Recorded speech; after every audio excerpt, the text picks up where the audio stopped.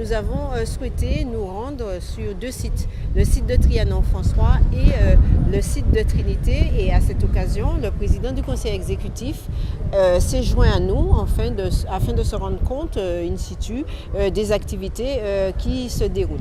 Alors, mon premier constat, c'est la concrétisation des efforts de la collectivité territoriale de Martinique. Le PCE l'a dit, il a choisi d'investir dans l'homme, dans la formation, dans la culture. Et au niveau de l'IMFPA, nous lui avons emboîté le pas. Les élus du conseil d'administration, les élus de l'Assemblée territoriale qui nous ont accompagnés le disent au quotidien. L'IMFPA est un organisme public de formation. C'est le bras armé de la collectivité territoriale de Martinique en termes de formation. Et nous avons l'obligation, de par la loi, de conduire tout Martiniquais à une qualification au moins du niveau 5. Quand la personne est très éloignée de l'emploi et de la formation, nous avons mis en place ce que nous appelons la PA2PI, la plateforme de préparation à la performance individuelle, qui permet à la fois les remises à niveau, qui permet de travailler les compétences de base, des compétences clés, et qui est le premier pas dans un parcours de formation. Donc après le passage à la PA2PI, où les personnes peuvent aller ou directement en formation qualifiante ou passer une remise à niveau, passer une préqualification avant d'entrer en formation qualifiante pour la préparation d'un titre agréé par le ministère du Travail. Donc aujourd'hui, nous avons remis des attestations à des personnes qui ont suivi un parcours sur la PA2PI, et ces personnes sont extrêmement contentes.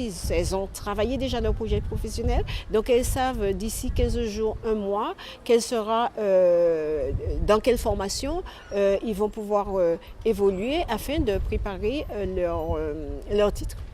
C'est l'année de démarrage de la structure. Je vous rappelle que nous sommes là depuis avril 2016. Le conseil d'administration a été mis en place en avril 2016.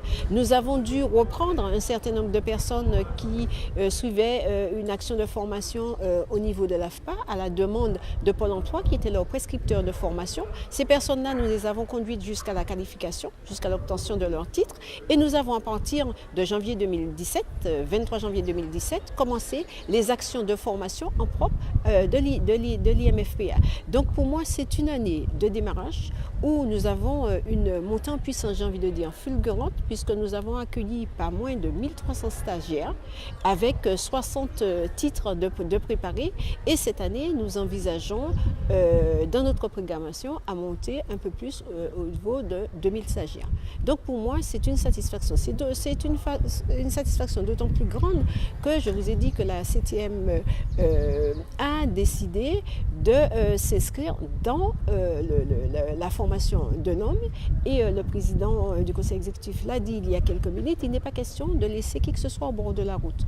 Donc au niveau de l'IMFPA, nous faisons des entrées en permanence, et quel que soit le niveau de la personne, notre obligation c'est de tout mettre en œuvre pour que cette personne-là arrive à une qualification. Il y a une montée en puissance, mais qui est presque naturelle, j'ai envie de dire, parce que vous avez à la fois le croisement de la volonté des équipes, de la volonté politique et le besoin du terrain, le besoin de ces personnes qui sont au chômage, qui manquent de qualification, ou tout simplement des personnes qui ont besoin d'acquérir des compétences nouvelles. Nous sommes là pour ça, c'est notre devoir d'accompagner les personnes pour qu'ils puissent s'insérer professionnellement et socialement. Ça fonctionne depuis un an. Il y a encore des choses à faire, mais ça fonctionne depuis un an et ça ira de mieux en mieux.